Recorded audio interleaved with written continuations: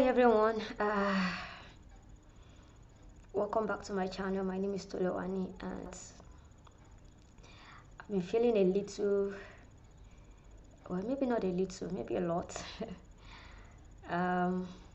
not myself, and it's because there's so much happening right now that I really cannot explain why and how it's really happening, but I can trace it right to where it's coming from. So this day last year I knew pain firsthand. I lost my mom, and for the last 365 days there hasn't been a day that I've not thought about her. I mean, it's really that bad. And I don't know. I know they say the pain will go away and all of that, but it didn't feel like it has reduced in a way. Not because, okay, I said I'm not going to cry here. And the part where all of this is really painful is I feel like I could have done something about it. Yeah, right, because thinking in retrospect now, some days to when she was going to make that trip, last year, I remember I was helping out to prepare, but my mom is my mom. She's, how do I explain this? She's a people's person.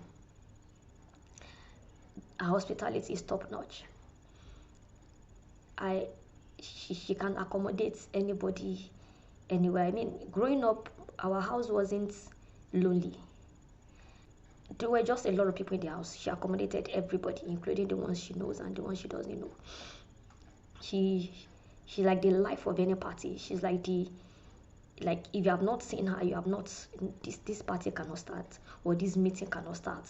She's that kind of a person, active, strong and updoing, and a good planner.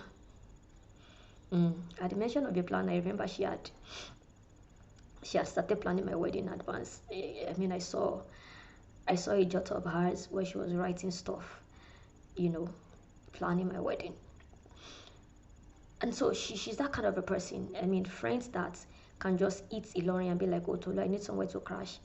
I don't even need to ask my mom to say somebody's coming over. Just bring the person home. That's all. All right. So she's that kind of a person. So I was helping her to plan this trip she was going to go for last year. And maybe that's the part that is really paining me, because I don't know. I just feel in a certain way about it. And so some days to that trip,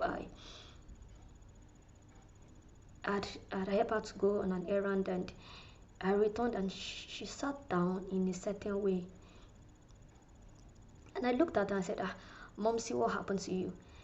She was like, nothing. I can't tell why I asked that question too, but I just felt there was something all right. But when she said nothing, I left her.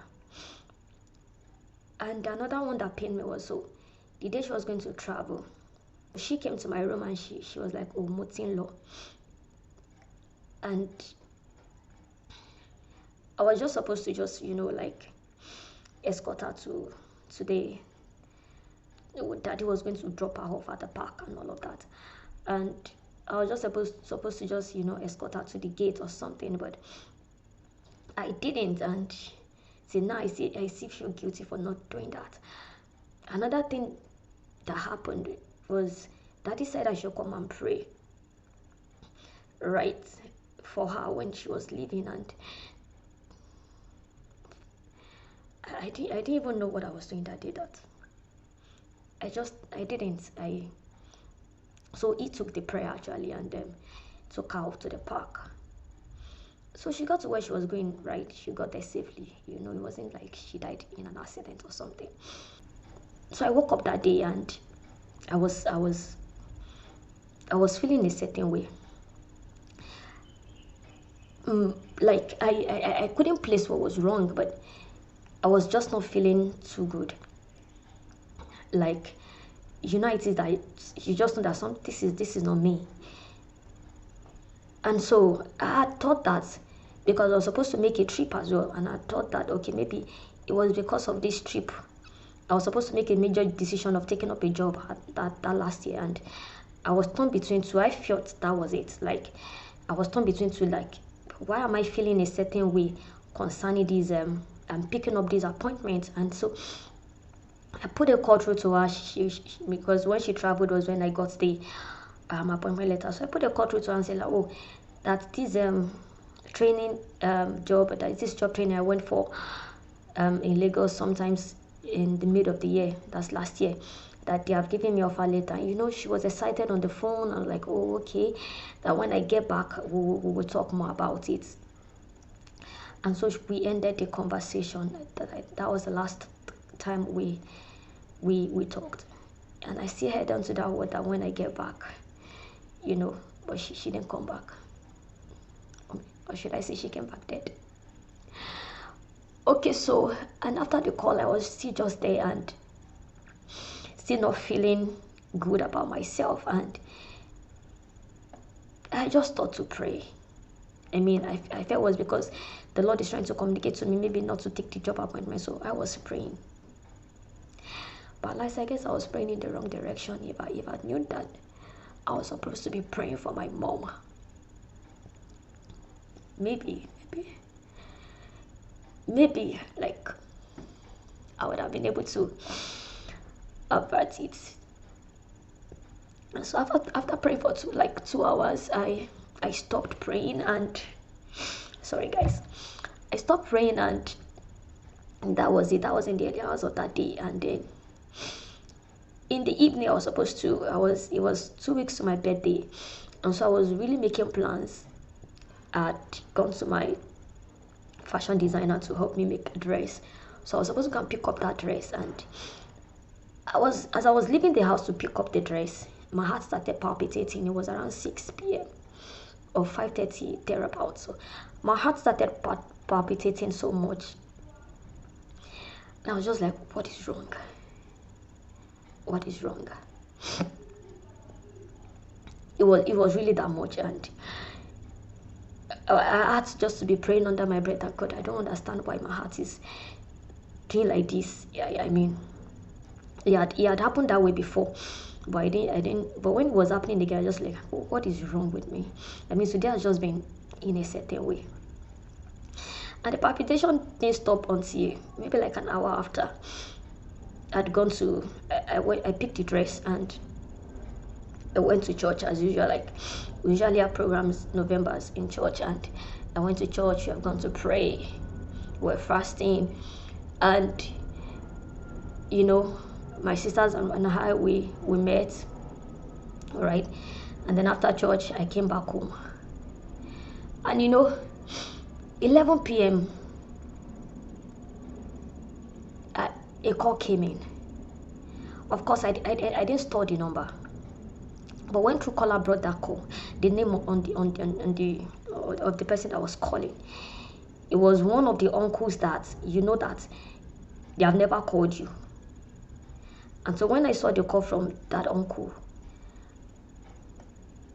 I began to, the fear just came from somewhere I can't tell. At first, I didn't want to pick up, but I picked up. And the uncle said, where's my dad? Of course, my dad was in the sitting room. I said he was in the sitting room, and he said, okay, I should tell my dad to call another of my uncle, which was in the village. Of course, at the sound of that, I knew something was wrong. Because if you are telling me to deliver such a message, and the uncle you're asking us to call is where my mom is, like, that's the place she went. Yeah, I just ended the call, and for some reason the palpitation came back. And so I went to meet my dad in the living room, and I told him that, okay, this person called and said you should call this so uncle in the village. Then it was my dad's reaction that, gave it all away. And then he started shaking.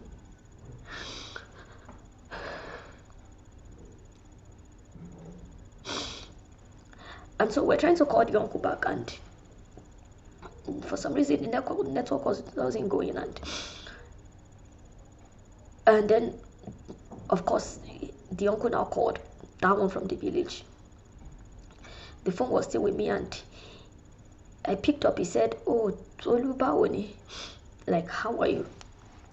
I said, "I'm fine." I said, "It's your mom. She fell sick and she has been taken to the hospital." So that was what the uncle told me. And in the midst of the conversation, dad just came. The phone was on loudspeaker. Maybe the uncle didn't know. Of course, he didn't know. So my dad came out, and because he was trying to look for network wherever. So when he saw that I was already talking with the uncle, he came back and collected the phone from my hand. I was like, "Oh, okay, babe. Now call the uncle. Like, brotherly, how are you? How are you?" And I said, that one now responded in language. Of course, I understand our language, right? It's just that I can't speak. So he said, it's your wife that she fell, and then she not even fell. I can't even. It wasn't feel that. Okay, they met her on the floor, and then they couldn't revive her. She was gone. My dad just screamed, and where I was shaking like a leaf. I mean, that's the worst news that I wanted to hear that night. So apparently, it was narrating that the whole thing happened around 6 p.m. that I was having, or 5:30, 6 p.m. that I was having the first palpitation. So I mean, I was having palpitation while my mom was struggling with life, I suppose. And I mean, it's like saying the light of Israel has gone out. Yeah. Because she's the light of the family.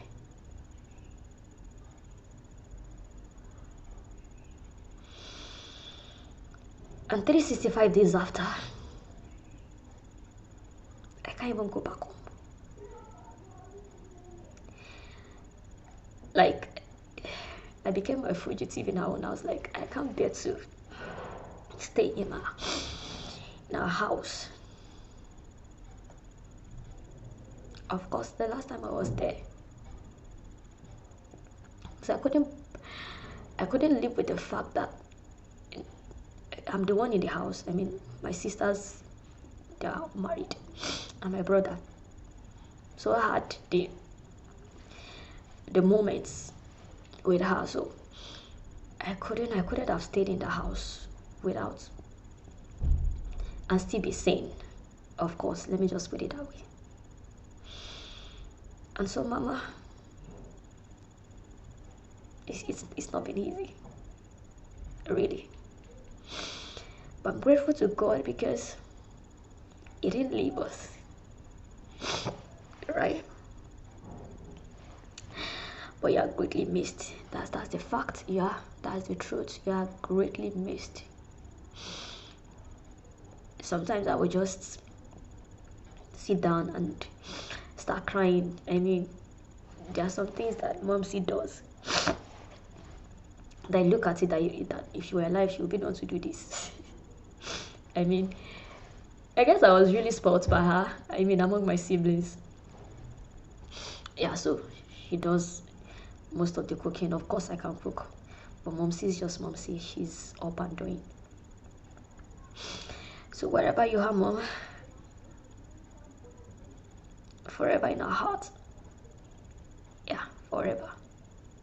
It's even not possible to say we'll forget you. Everybody.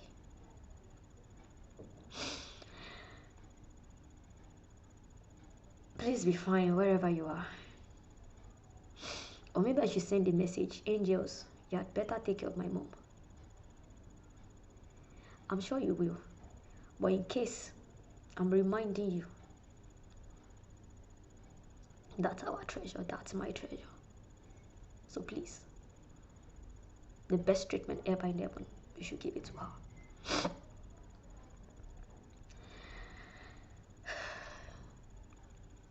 Yeah. Thank you guys for watching this. Right. It's my birthday in 2 weeks and I'm not doing anything. Not because I'm still not happy to do. I'm not grateful for life. Oh, of course I am. Every day. If there's one thing you should be doing every day, thank God for this breath that you have in your nursery. I mean, that's it. And I'm grateful, but I'm just not motivated to do anything. Yeah, so I'll be back again in a better mood. Right. Yeah. Thank you for watching.